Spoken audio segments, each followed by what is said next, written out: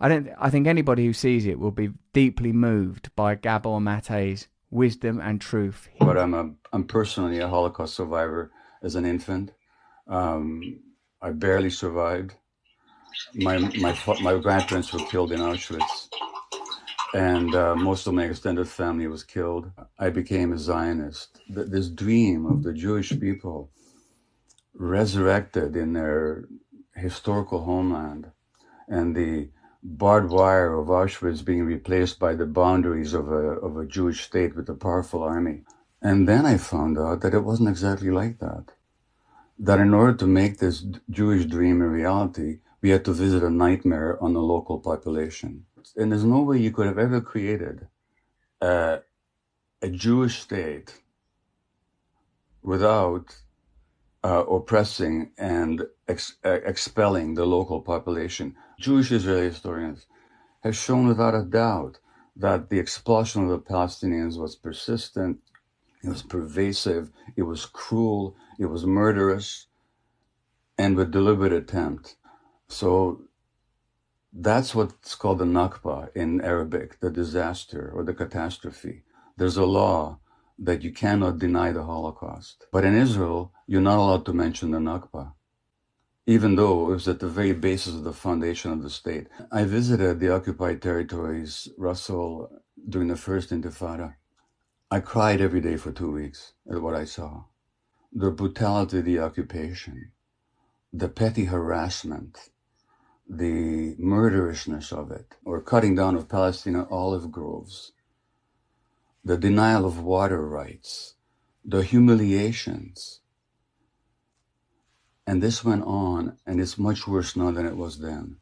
It's the longest ethnic cleansing operation in the 20th and 21st centuries. I could land in Tel Aviv tomorrow and demand citizenship under the law of the right of return.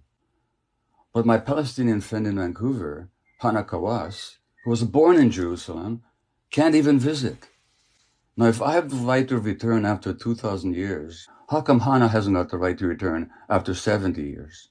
So then you have these miserable people packed into this horrible, people call it the world's largest outdoor prison, which is what it is.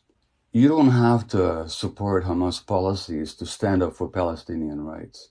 That's a complete falsity. If you take the worst thing you can say about Hamas, multiplied by 1,000 times,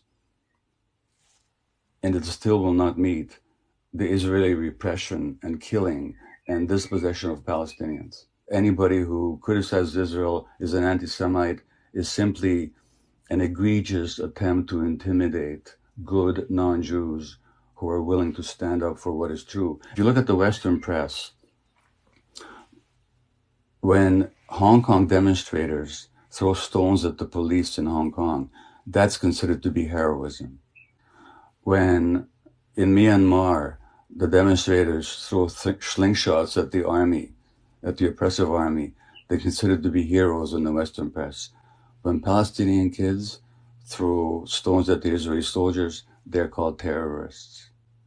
And Israel gets away with a lot more without much less criticism in the Western press than any other country. He runs a program for Palestinian children who spend time in Israeli jails.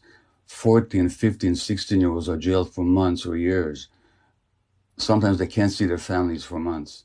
She says, we don't have post-traumatic stress disorder here because the trauma is never post. The trauma is daily, she said. If he's got any ounce of humanity left, he would cry like I did for 2 weeks when I was there. Anybody can go on YouTube and listen to Ilan Pappé, an Israeli historian.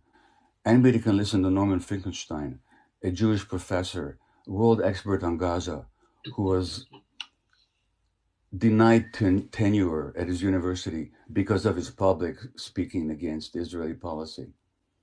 You can listen to any number of Israeli Defense Forces soldiers who talk about the brutality that they now regret having committed.